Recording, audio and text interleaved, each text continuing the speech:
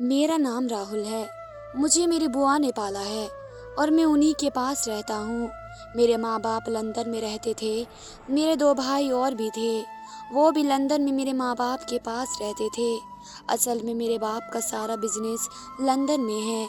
शादी तो उन्होंने इंडिया में की थी, मगर शादी के बाद वे हमेशा के लिए लंदन शिफ्ट हो गए थे। मेरी दादी दादा कब के मर चुके थे। बस मेरी एक ही बुआ थी जिनकी शादी मेरे बाप ने ही की थी। मगर शादी के बाद बुआ की अपने पति से ना बन सकी और 3 साल बाद उन्हें तलाक हो गई थी। तभी पापा ने उन्हें लंदन अपने पास बुला लिया था। तब मैं 3 साल का था।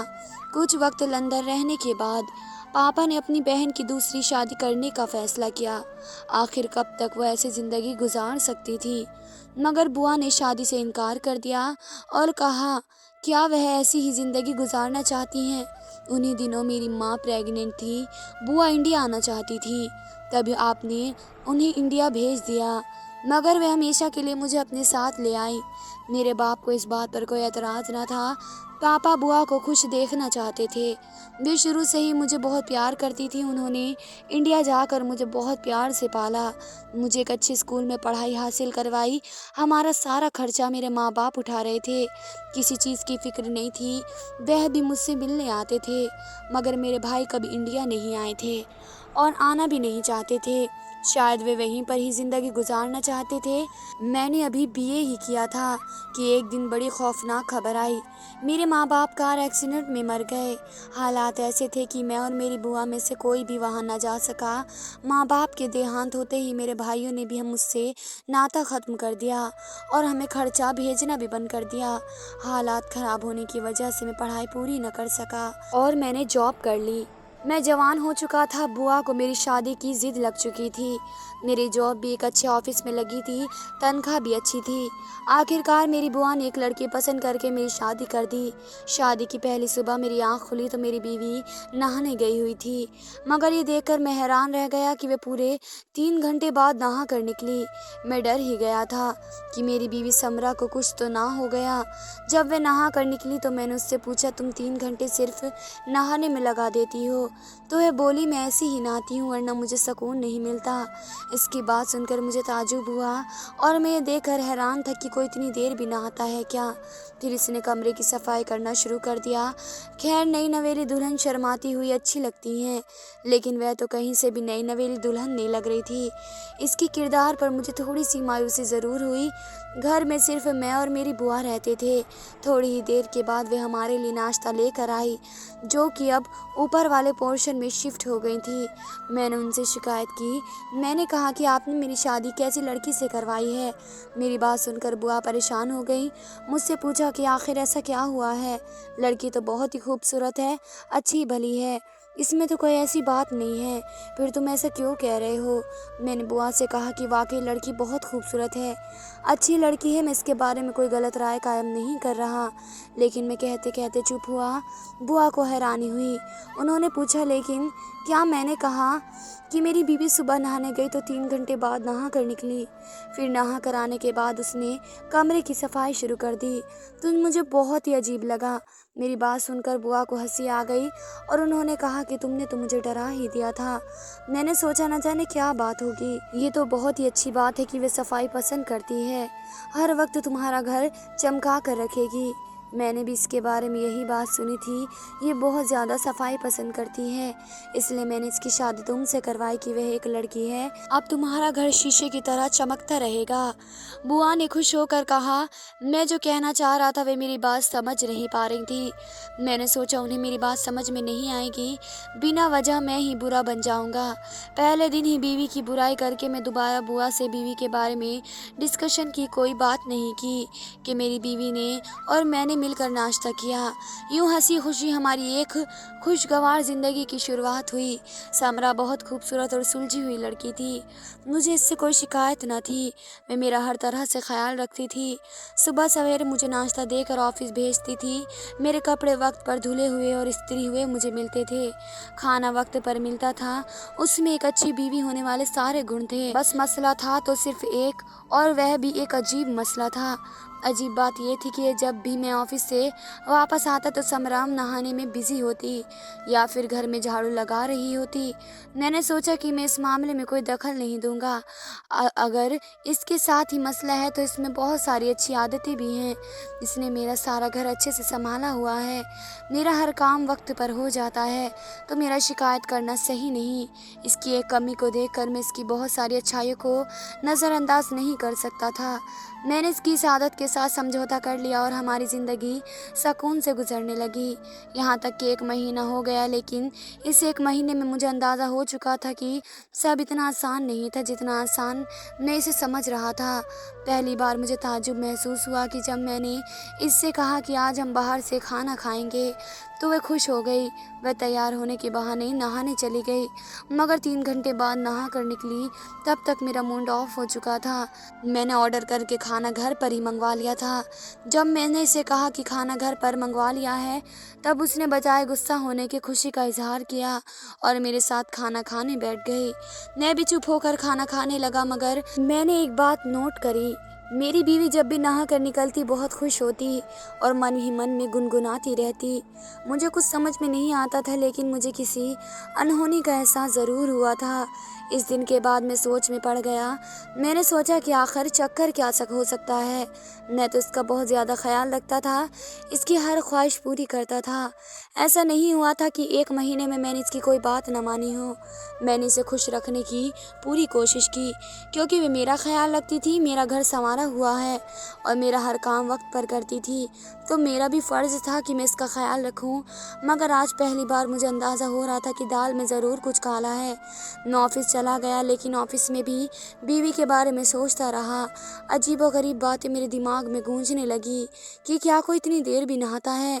मैं जब भी घर आता हूँ मेरी बीवी नहाने चली जाती है, रात को भी उठकर 2-2 बार नहाती है या फिर कमरे की सफाई में लगी रहती है। ज़रूर वह नहाते हुए कुछ उल्टा सीधा करती है या ऐसे कोई बुरी आदत ज़रूर है, वे जो दिन में कई बार नहाती है। मुझे अपने ही ख्याल पर शर्म आने लगी थी। मैं इसके बारे में इस तरह की बातें सोचना नहीं चाहता था, लेकिन फिर भी इंसान और मर्द को शक तो होता ही है। छोटी सी बात पर मेरा दिमाग में भी शक बैठ चुका था कि कुछ न कुछ गड़बड़ तो ज़रूर है। उन्हीं बातों को सोचते हुए मैं वापस घर आया तो समरा मुझे कहीं नज़र नहीं आई। मैंने हर जगह तलाश किया, लेकिन वह मुझे नज़र न आई। तो मैं परेशान हुआ, क्योंकि इसका मायका दूर था और वह अकेले कहीं नहीं जाती थी, बल्कि जब से शादी होकर आई थी उसने मायके जाने का नाम भी न लिया था। कहती थी कि मेरा वहाँ दिल नहीं लगता, मुझे अपना घर अच्छा लगता है और मैं ये घर छोड़कर कहीं जाना नहीं चाहती। मैंने कहा क्या तुम्हें अपने माँ बाप की याद नहीं आती? तो उसने कहा कि मुझे किसी की याद नहीं आती, मैं अपने ही घर में खुश हूँ। जब वह मुझे पूरे घर में ना मिली, अचानक मुझे वॉशरूम का ख्याल आया। मैंने वॉशरूम का दरवाज़ा खोला तो मेरी बीवी वॉशरूम में ही सो गई थी। मैं हैरान हुआ कि क्या पागलपन था। पहले तो मुझे लगा कि शायद वे बेहोश हो गई है, लेकिन जब मैंने उसे हिलाया तो उसने आंखें खोली, यानी वे बेहोश नहीं थी, वे सो गई थी। मैंने उसे कहा तो वे बाहर आ गई। मैंने कहा समरा तुम्हें क्या हो गया है? तो उसने कहा कि सफाई करते हुए मेरी आंख लग गई थी। मैंने कहा कि फिर तुमने क्या पागलपन अपने ऊपर सवार कर रखा है? उसने कहा कि नहीं, आप नहीं जानते, वॉशरूम बहुत गंदा हो रहा था। मैं कब से साफ़ कर रही थी लेकिन साफ़ नहीं हो रहा था। इतनी गंदगी थी कि साफ़ करते करते मुझे नींद आ गई। जब उसने ये बात कही तो मुझे यकीन हुआ कि या तो वह पागल है या फिर कुछ और ही मामला है। मैं मामले की तह में जाना चाहता था। मैंने उसे कुछ कहा नहीं और दिमाग में प्लानिंग करने लगा कि कैसे पता लगाऊं आखिर असली बात क्या है। मैंने उसे कहा कि काफ़ी दिन हो गए हैं तुम मायके नहीं गई हो, अपने माँ बाप के पास जाओ, वे तुम्हें याद कर रहे होंगे। तो इस बात पर उसका मूड ख़राब हो गया था और उसने कहा कि मैं इस घर से कहीं दूर नहीं जाना चाहती और मायके बिल्कुल भी नहीं जाना चाहती। मैंने कहा कि तुम्हें अपने माँ बाप की याद नहीं आती, तो उस बात पर उसका चेहरा लाल हो गया। उसने कहा कि मुझे अपनी माँ अच्छी नहीं लगती। ये बात सुनकर मैं हैरान हो गया। मैं इसकी माँ से मिला था और वे बहुत अच्छी औरत थी। ऐसा कैसे हो सकता था कि उनकी बेटी उनसे नफ़रत करे? हालांकि मैं खुद उनसे मिले बगैर ना रह सकता सका था। मेरी बात पर वो नाराज़ हो गई और उसने खुद को कमरे में बंद कर दिया और अपने माँ बाप के पास जाने से साफ इनकार कर दिया। मैंने बड़ी मुश्किल से उसे समझाया कि सब मुझे जालिम समझेंगे, इसके माँ बाप सोचेंगे कि मैं इसे उनके पास लेकर नहीं आता हूँ। इसे समझने में और उसे मनाने में मुझे बहुत वक्त लगा। बहरहाल मैं उसे वहाँ भेजना चाहता था ताकि वह कुछ दिन अपने माँ बाप के घर रह आए। शायद ऐसा करने से वे ठीक हो जाए। शाम तक मैंने उसे मना लिया। वे एक शर्त पर मानी थी कि वे एक दिन वहाँ रहेगी और मैं इसे लेने के लिए आऊँगा। मैंने इसे वादा किया कि मैं उसे सुबह ही लेने के लिए आऊँगा। मेरी बात सुनकर वे भरोसे से हो गई। जब मैं उसे छोड़ने जा रहा था वे बार बार कह रही थी कि मुझे जल्दी लेने आना। मैंने कहा कि घर में तुम अकेली होती हो, बुआ भी नीचे कम आती हैं, क्या तुम्हें बोरियत नहीं होती? तो उसने कहा कि नहीं, मुझे अपने घर में ही बहुत मज़ा आता है। एक यही मेरा घर है और मुझे यहीं रहना है, तो बोरियत कैसी? मैंने सोचा कि घर में भला ऐसा क्या मज़ा आता होगा। जब मैं उसे उसके माँ बाप के पास लेकर गया तो मैंने देखा कि वह बहुत उदास है। इस तरह देखकर मुझे बहुत अजीब लगा। लड़कियां तो शादी के बाद बार बार माँ बाप के घर जाने की जिद करती हैं। इस लड़की के साथ आखिर मसला क्या था कि वहाँ जाना चाहती ही नहीं थी। मैं इसे छोड़कर आ रहा था तो वह मेरे पास आई और कहा कि बात सुनिए। मैंने कहा हाँ बोलो, तो वह कुछ कहते कहते चुप हो गई। आगे नहीं बोल पाई तो मुझे बहुत गुस्सा आया। फिर मैंने सोचा कि जब तक मैं सच्चाई ना जान लूँ तब तक उसे कुछ नहीं कहूँगा, वरना मैं ही बुरा बन जाऊँगा। घर आकर मेरे दिमाग में उसकी बात ही चल रही थी। इसकी वह मायके जाने पर खुश होती, इसे वापस आने की फिक्र थी। अब तो मुझे यकीन आ चुका था कि कुछ ना कुछ ज़रूर है, मगर क्या है? ये लड़की अच्छी नहीं है। ये मेरे सामने अच्छा होने का ड्रामा कर रही है, हालांकि हकीकत कुछ और है। ये मुझे बेवकूफ़ बना रही है। ये बातें सोच सोच कर मेरा गुस्से से बुरा हाल हो गया था। मुझे सच्चाई जाननी थी, लेकिन मैंने सोचा ये तभी मुमकिन है जब मैं वॉशरूम में एक कैमरा लगा दूँ और बीवी को घर ले आऊँ, फिर देखूँ वे क्या करती है। फिर सोचा कि गलत बात है और गुनाह भी है इस तरह की हरकत करना। फिर दिमाग में आया कि बुआ को सारी हकीकत बता देता हूँ, शायद वे मेरी कोई मदद कर सके कि आखिर मामला क्या है। इत्तेफाक से उस वक्त मेरी बुआ आ गई। मुझे परेशान देखा तो मैं परेशानी क्यों उनकी वजह बताई। मैंने कहा कि आपने मेरी शादी कैसी लड़की से कर दी है। मुझे तो इस लड़की का करैक्टर अजीब लग रहा है, अजीब गरीब हरकतें करती रहती है। भगवान न जाने ये कैसी हरकतें करती है। मैंने कहा कि सारा दिन और सारी रात जब देखो नहाती रहती है। 20 घंटे में कोई 10 बार नहाने जाती है और 2-2 3-3 घंटे नहाती है, और जब नहा कर आती है तो कमरे की सफाई शुरू कर देती है, जबकि आप देख ही रही हैं कि घर में सिर्फ हम दो ही हैं। आप तक ऊपर रहती हैं, घर में मिट्टी तक नहीं होती। सारी खिड़कियां, सारे दरवाजे हर वक्त बंद रहते हैं। क्या समझती है कि मैं अंधा हूँ या बेवकूफ़ हूँ? मुझे कुछ दिखाई नहीं दे रहा, मुझे कुछ समझ में नहीं आ रहा। जब किसी लड़की की शादी होती है तो वह बार बार अपने माँ बाप के पास जाने की जिद करती है और वहाँ जाकर खुश होती है, लेकिन ये लड़की तो अजीब लड़की है। मैं इसे इसके माँ बाप के घर जाने का कहता हूँ तो मुंह बना लेती है और कहती है कि मुझे वहाँ नहीं जाना। मैं सारा दिन काम पर होता हूँ, फिर अकेले घर में भला क्या मज़ा आता होगा। इस लड़की का मामला मेरी समझ से बाहर है। कल मैं इसे इसके माँ बाप के पास छोड़कर आया तो खुश होने की बजाय वो उदास हो गई। फिर कहने लगी कि जल्दी लेने आना। मैंने बुआ को सारी बातें बता दी तो वे परेशान हो गई। उन्होंने कहा कि लग रहा है कि हमसे गलती हुई है, मैं तुम्हारी बीवी से बात करूंगी। मैंने कहा कि मेरी बीवी से बात करने की कोई ज़रूरत नहीं है, इसके माँ बाप से जाकर बात करें कि आखिर मसला क्या है। क्यों मेरी बीवी की समझ में कुछ नहीं आता, या फिर वे ज़्यादा ही मासूम बनने की एक्टिंग कर रही है। दाल में ज़रूर कुछ काला है। वह तो अपने माँ बाप के पास जाने से खुश तक नहीं थी। मैंने महसूस किया कि उसके माँ बाप भी उससे मिलने नहीं आए। इस बात से ये जाहिर होता है कि ज़रूर इस लड़की से कोई गलती हुई है जिसकी वजह से इसके माँ बाप इससे नाराज़ हैं और इससे मिलने के लिए नहीं आते। कल जब मैं उसे वहाँ लेकर गया तो मैंने देखा कि वह तो पहले से ही खुश ना थी, लेकिन उसके माँ बाप भी उसे देखकर कुछ खास खुश ना हुए। मेरी बात सुनकर बुआ ने कहा कि तुम परेशान मत हो, मैं बात करती हूँ उसके घर वालों से। बुआ के कहने पर मैं जाकर अपनी बीवी को वापस लेकर आ गया। मैं दिमागी तौर पर बहुत परेशान था और मैंने इससे बातचीत बंद कर दी थी। वैसे भी मैं उसे घर ले आया था। इसने आते ही कपड़ा उठा लिया तो मैं वह कपड़ा उसके हाथ से छीन लिया। मैंने इस पर बहुत गुस्सा किया और कहा कि क्या तुम पागल समझती हो मुझे? मैं पागल नहीं हूँ, सब कुछ देख रहा हूँ। अगर अब तुमने कपड़ा उठाकर सफाई की या नहाने गई तो मुझसे बुरा कोई ना होगा। ऐसा कहकर मैंने उसे दूसरे कमरे में बंद कर दिया कि अब इसे अपने कमरे में जाने नहीं दूंगा, ये यहीं रहेगी। मैं ऑफिस भी नहीं गया और सारा दिन उसे कैद रखा। होटल से खाना लेकर आया, फिर दरवाजे को बाहर से ताला लगा दिया और अब मेरी यही रूटीन था। ऑफिस जाने से पहले मैं होटल से इसके लिए चाय नाश्ता लेकर आता था और उसे कमरे में बंद करके चला जाता था। बुआ भी परेशान थी, समरा से कई बार पूछा मगर वे कुछ बताने को तैयार ही ना थी। आखिर इसके साथ मसला क्या था? अब मैं लगातार ये सब कुछ बर्दाश्त नहीं कर सकता था। मैं सारे दिन कमरे में बंद रहती थी। मैं ऑफिस से वापस आता तो रात का खाना साथ लेकर आता था। मैं उसे खाना भी कमरे में देता था। वे रोती रहती थी, मेरी मिन्नतें करती रहती थी, कहती थी कि मुझे मेरे कमरे में जाने दो, मैंने नहाना जाना है और सफाई करनी है, आज नहीं तो मैं मर जाऊंगी। मैंने कहा कौन मारेगा तुम्हें? तो उसने रोना शुरू कर दिया। वे रो रही थी कि बुआ आ गई। इसके साथ एक औरत भी थी। बुआ ने मुझे बैठाया और कहा कि आराम से रोहन, बात सुनो। इस औरत ने बताया कि मैं समरा की मामी हूँ। दरअसल समरा एक दिमागी मरीज है। समरा जब 8 साल की थी तो सफाई की जिम्मेदारी समरा की माँ ने इस पर डाल दी थी।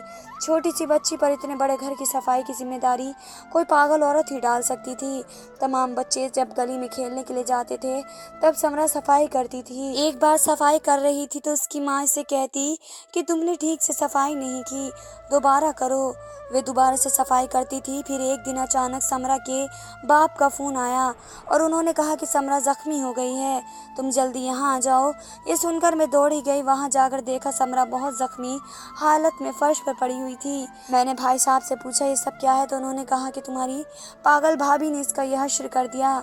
हम इसे डॉक्टर के पास लेकर गए। काफ़ी वक्त लगा इसे जख्म भरने में।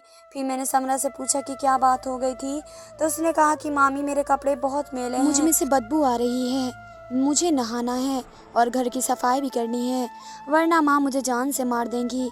मैंने कहा बेटा क्या हो गया है तुम्हें, ठीक तो हो सब? मगर मैं बार बार यही कह रही थी कि मुझे नहाना है, मुझसे बदबू आ रही है, जबकि उसने बिल्कुल साफ कपड़े पहने हुए थे और कोई बदबू भी नहीं आ रही थी। जब वह ठीक हो गई और हम उसे अस्पताल से घर लेकर आए, घर आते ही उसने कमरे की सफाई की और नहाने चली गई। फिर वे 2 घंटे तक यूं ही नहाती रही। मैं समझ चुकी थी कि बच्ची के दिमाग पर असर हो गया है। मैं इसे बहुत समझाती मगर वे एक ही बात करती, माँ मुझे मार देंगी। फिर समरा के बाप ने बताया कि उस दिन उसने घर की सफाई नहीं की थी और ये बच्चों के साथ खेलती रही, जिसकी वजह से इसके कपड़े खराब हो गए और पसीने की वजह से इसमें से बदबू भी आ रही थी, जिस पर इसकी माँ ने इसकी यह हालत कर दी। मैं इसी वक्त समझ गई थी कि समरा के दिमाग में ये बात बैठ गई है, क्योंकि इस उम्र में जो चीज़ बच्चों के दिमाग में बैठ जाए उसके अंदर से निकाली नहीं जा सकती। मैंने समरा के बाप से कहा कि बच्ची का दिमागी इलाज करवाएं, वह दिमागी पेशेंट बन गई है। लेकिन भाई भी अपनी दुनिया में मगन रहते थे, उन्होंने समरा का इलाज नहीं करवाया। मुझे इस बात की बहुत फिक्र होती थी, लेकिन मुझे मालूम नहीं था कि वक्त के साथ साथ इसकी बीमारी इतनी ज़्यादा हो गई है कि शादी के बाद भी वे ये सब करेगी। समरा की मामी ने सारी हकीकत बता दी थी और मुझे बात समझ आ गई थी कि बचपन का ये वाक़या इसके दिमाग में बैठ गया है और मैं इस मासूम लड़की को चरित्रहीन समझ रहा था। मैंने इसके साथ जो जुल्म किया, इसे कमरे में बंद रखा, इसकी बात का मुझे बहुत अफसोस हो रहा था। मैंने इसे कमरे से निकाल कर उससे माफ़ी मांगी, कमरे में ले जाकर उसे बड़े प्यार से समझाया, फिर अपने हाथ से खाना खिलाया। अगले दिन मैं इसे डॉक्टर के पास लेकर गया, इलाज करवाया। डॉक्टर ने कहा कि अगर आप पहले आ जाते तो ये कब का ठीक हो चुकी होती, लेकिन अब थोड़ा वक्त लगेगा, मगर समरा बिल्कुल ठीक हो जाएगी। 1 साल के लगातार इलाज के बाद मेरी बीवी बिल्कुल ठीक हो गई। वे मेरे साथ घूमने भी जाती है, 2-2 घंटे नहीं नहाती। और एक खुशखबरी ये है कि अब वह प्रेग्नेंट है, वे माँ बनने वाली है और आज मेरी ज़िंदगी तो बहुत खुशहाल हो गई है। आखिर में यही कहूँगा कि बचपन में अपने बच्चों का ख्याल रखें, ये उम्र उनके खेलने की होती है। डांटने के बजाय बच्चों को प्यार से समझाएं ताकि वे दिमागी दबाव का शिकार न हो। धन्यवाद दोस्तों।